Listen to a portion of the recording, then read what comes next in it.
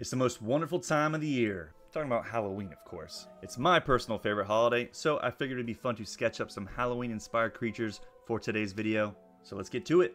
Alrighty, so the theme for this first creature design is the Plague Doctor. For those not in the know, Plague Doctors were physicians who treated victims of bubonic plague during epidemics in the olden times.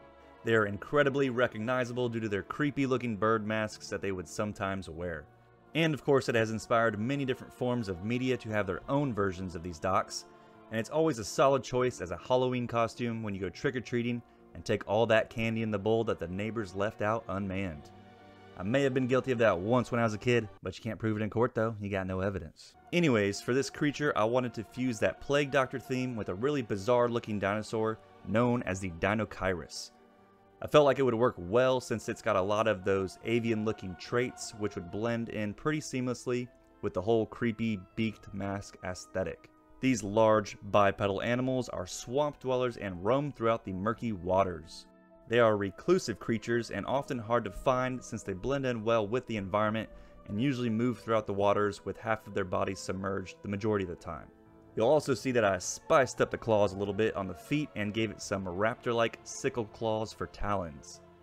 The official name of this beast is the Toxicheirus, which actually was a name suggested by my chat during one of my live streams here on the channel when I was actually working on this concept. Another aspect of this creature that was inspired by the Plague Doctor is that ridge you see there on its back is actually a reservoir where it stores this slimy ichor that it can excrete through the glands on its tail. Kind of like how camels store water in their humps. It uses this green ooze, which I guess technically looks just like Nickelodeon slime, let's be real. They use it for multiple purposes, like marking its territory, or also to attract potential mates. This substance is highly prized by many alchemists in this world, who would use it in their concoctions to make some pretty wild and powerful potions. Speaking of which, hey potion seller, I'm going to be going into battle and I could use your strongest potions. What do you think? You can't handle my strongest potions. No one can. My strongest potions are fit for a beast, let alone a man. Whoa, dude, relax. It was just a question, man. Alright, I'll go find somebody else. Alright, jeez. And here we have the completed bestiary entry for the Toxicheirus. And as for its lore entry, the Toxicheirus is a large bipedal creature that makes its home in the shallows of the murkwater marshlands. Its long forelimbs and sharp claws aid it in catching fish and digging up plants for sustenance. Along its spine is a hump that stores a sticky green substance that it can secrete through the pores at the tip of its tail.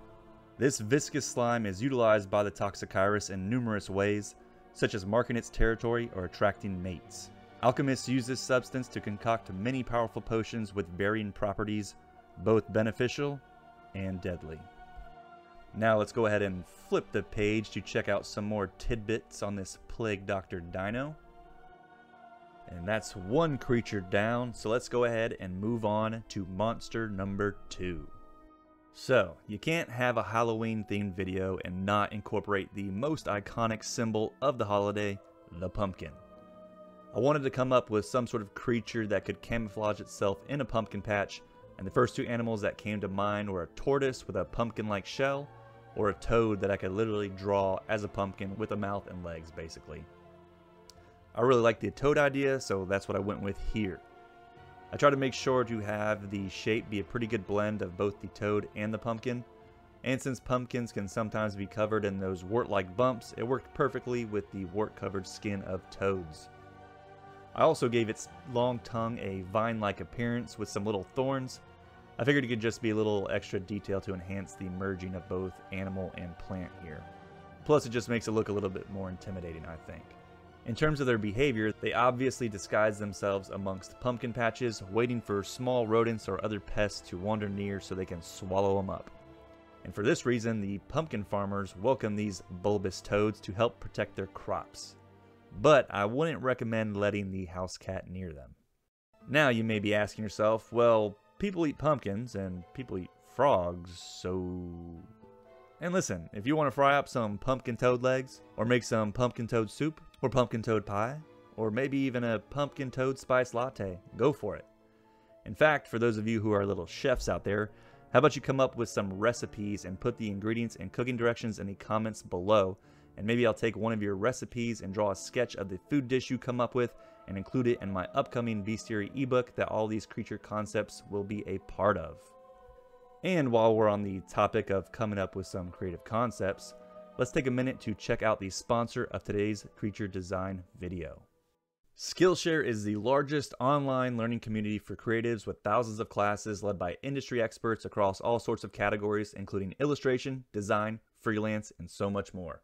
They offer literally thousands of classes here, folks, and they range from a beginner level to more advanced depending on where you're currently at in life. You'll learn about all sorts of different tools, techniques, and professional journeys from the experts teaching here on the platform. The lessons are also stackable, so members can learn at their own pace, which is great because everybody's situation in life is different. With me personally, I've really just started to put some real effort and consistency into growing my channel here this past year, and Skillshare offers tons of different classes where I can pick up some good information for growing as a freelancer. My whole life, I've pretty much always had to go seek out and find the information on my own because I didn't have any mentors or know anybody that was an expert in the things that I was interested in. I'm self-taught in a lot of things, which means I've had a lot of trial and error. And if I would have had something like Skillshare, then I probably could be a lot further along in my overall skill and knowledge. The first 500 people to use my link in the description box down below will get a 1-month free trial of Skillshare, so get started today. And now, let's get back to that tasty looking toad I was working on. And here you can see the completed bestiary entry for the pumpkin toad. And as for its lore entry, these brightly colored amphibians can be found hiding amongst the many pumpkin patches throughout the West Wind Plains. Because they prey on small rodents and other ground nesting pests, farmers are delighted to have these toads living amongst their crops. Their long, sticky tongue is lined with barb-like pricks, making it even harder for prey to escape from their jaws. When temperatures drop during the winter, these burly toads burrow into the ground, leaving only their dorsal ridge exposed. Very few creatures are as well adapted to their environment as the pumpkin toad. And now let's go ahead and flip the page here for some more flavored text. Someone in chat also mentioned it would be cool if the tadpole form looked like a pumpkin seed, so I tried to incorporate that idea here. And now let's go ahead and move on to the final creature concept of today's video.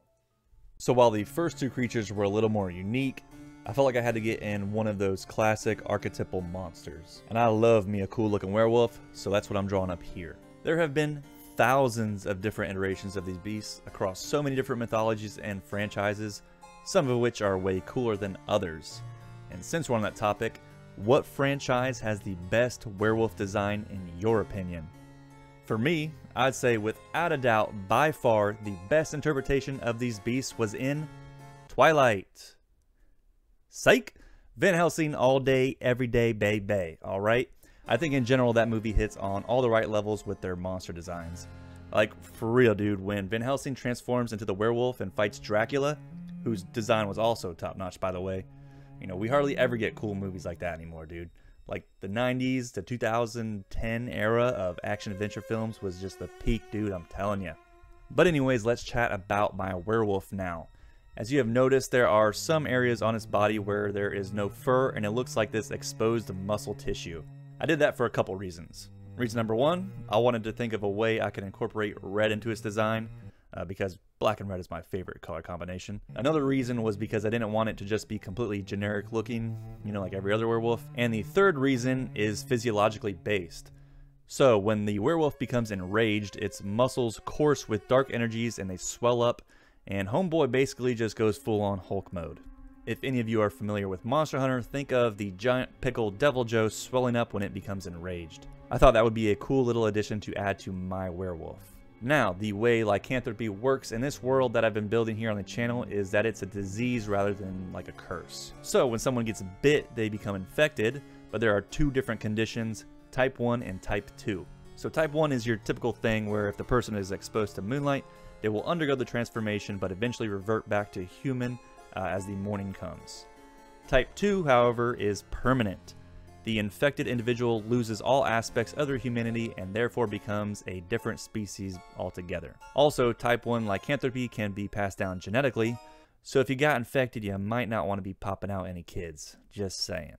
And I also know 100% that someone watching this is going to be typing in the comments for me to do a vampire next, and I will eventually, but I'm still fleshing out the lore behind how I want vampirism to function in this world.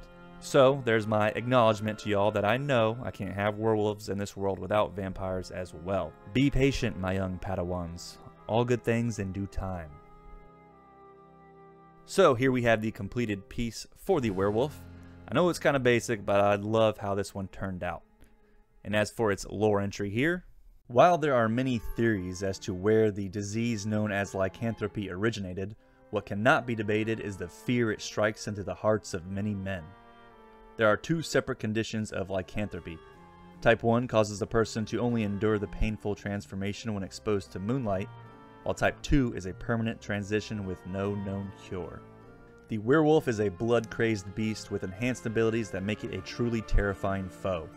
Their impressive musculature swells up as dark energies course through their veins, further increasing the hulking strength of these creatures. A strange side effect of lycanthropy is that pure metals like silver cause a severe allergic reaction to those who are infected. And now let's go ahead and check out some other details here. Also, while I was coloring this, I felt like I had to see what it would look like if there was a werewolf with white fur. So here you go. We got some options here, folks. 3 different skins. That white one looks real clean though, I ain't gonna lie. Let me know which of these colors for the werewolf is your favorite in the comments down below. And that's going to be it for today's creature design video. Do me a solid, if you liked the video, be sure to hit that thumbs up button. And if you haven't already, subscribe to the channel and join the growing community of monster fanatics here. Also, let me know what region here on my world map you would like to see some creatures designed for next. I'm hoping to have the first volume of the Bestiary ebook completed sometime around November. And there will be plenty of other creatures in it that I won't be posting here on the channel, so be on the lookout for more information in the near future. Thank you all for watching, and I'll see you in the next one.